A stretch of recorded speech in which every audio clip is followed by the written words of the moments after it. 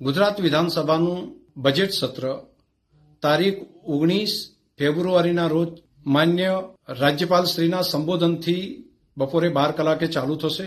તારીખ 20 ફેબ્રુઆરીના રોજ ગુજરાત સરકાર દ્વારા બજેટ રજૂ કરવામાં આવશે.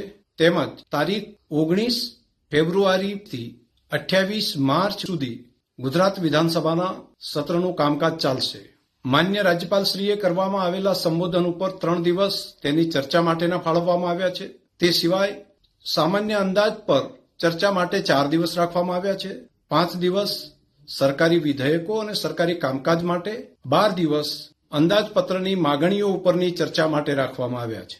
તે સિવાય ગુરુવારનો દિવસ બિન સરકારી કામકાજ માટે પણ સૂચિત કરવામાં આવ્યો છે.